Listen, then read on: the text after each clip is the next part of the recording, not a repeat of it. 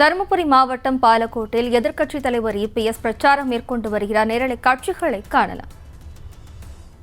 ஏற்படுத்தினாங்க 2024 நாடாளுமன்ற தேர்தலில் பாரதிய ஜனதா கட்சி வீழ்த்துவதற்காக அமைக்கப்பட்ட ஒரு கூட்டணி இந்தியா என்ற பெயர் சூட்டி பல கட்சிகள் இடம்பெற்றது. அதில் திமுக கட்சியும் இடம்பெற்றது. என்ன வேடிக்கை!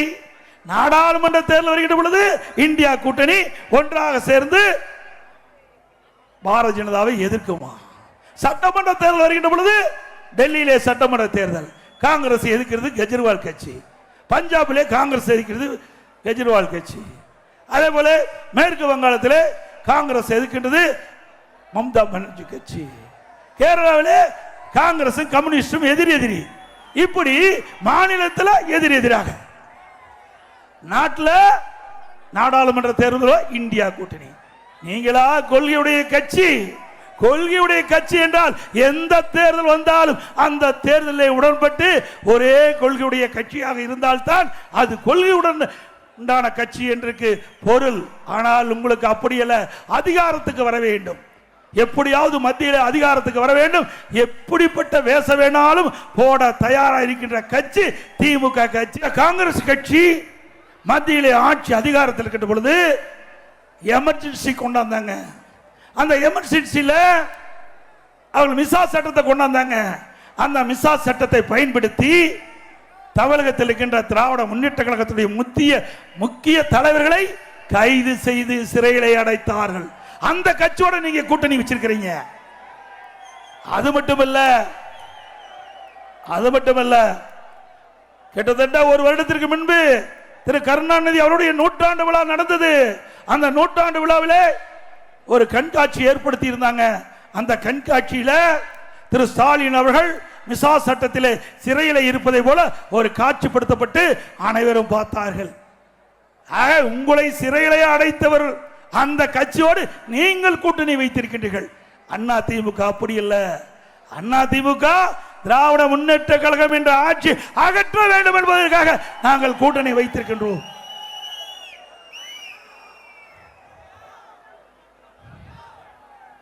அதே போல இன்றைய தினம் பதற வைக்கின்ற ஒரு செய்தி பத்திரிகைகளை நீங்க பார்த்திருப்பீங்க. ஆந்திர மாநிலத்திலிருந்து ஒரு வாழத்தார் ஏற்றிக்கொண்டு ஒரு லாரி திருவண்ணாமலைக்கு வருகின்றது. அந்த திருவண்ணாமலை நகரத்திலே உள்ளே நுழைகின்ற பொழுது அந்த லாரியிலே 2 பெண்மணி இருக்கின்றார்கள். அந்த டிரைவருடைய ஒரு அக்கா மகள். உடனே காவலர்கள் 2 பேர் அதை தடுத்து நிறுத்தி சோதனை செய்து இந்த 2 பெண்மணிகள் யார் என்று விசாரிக்கின்ற பொழுது அந்த லாரி டிரைவர் குறிப்பிடுகிறார், நாங்க வாழத்தாரை ஏற்றிக்கொண்டு திருவண்ணாமலைக்கு வந்திருக்கின்றேன், அதோடு சாமி தரிசனம் செய்ய என் குடும்பத்தை சேர்ந்த அக்கா மகளும் அழைத்து வந்திருக்கிறேன் என்று குறிப்பிடுகிறார். நம்ப தயாரா இல்லை என்று அந்த 2 காவலர்களும் விடாப்புடியாக அந்த 2 பெண்மணிகளையும் கீழே இறக்கி அவள் கொண்டு வந்த 2 வாகனத்திலே அழைத்து செல்கிறார்கள். மக்கள் நடமாட்டம் இல்லாத பகுதியை பார்த்து அந்த தாயின் கண் எதிரே அவருடைய மகளை கற்பழித்திருக்கின்றார்கள். 29ஆம் தேதி நடந்த சம்பவம். இது மன்னிக்க முடியாத சம்பவம். ஒரு தாயின் கண்ணெதிரே தன் மகளை கற்பழிக்கிறார். யார்? காவலர். மக்களை பாதுகாக்கக்கூடிய காவலரே இப்படிப்பட்ட ஒரு கொடூரமான செயலில் ஈடுபட்டிருக்கின்றார் என்று சொன்னால் இந்த அரசாங்கம் எப்படி நடந்து கொண்டிருக்கிறது என்பதை நாம் எண்ணி பார்க்க வேண்டும். ஒரு திறமையற்ற முதலமைச்சர், காவல்துறை அவரிடத்திலே இருக்கின்றது. சரியாக நிர்வாகம் செய்யாத காரணத்தினாலே இன்றைக்கு 2 காவலர்கள், மக்களை பாதுகாக்கக்கூடிய காவலர்கள் அந்த 2 பெண்மணியை அழைத்து சென்று ஒரு தாயின் கண் எதிரே மகளை கற்பழித்து என்று சொன்னால் இந்த அரசாங்கம் தொடர வேண்டுமா? தொடர வேண்டுங்களா? இன்றைக்கு பயரை வேலி பாதுகாக்கின்றது.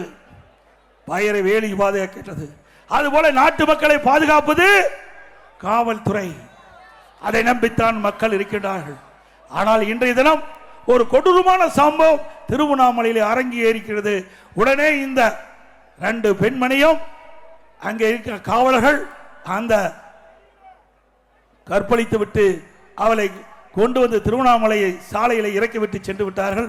அந்த பெண்மணி அழுது கொண்டிருந்த பொழுது அந்த வழியா சென்ற மக்கள் என்ன ஏது என்று விசாரித்த பொழுது நடந்த கொடூரமான சம்பவத்தை சொன்னவுடன்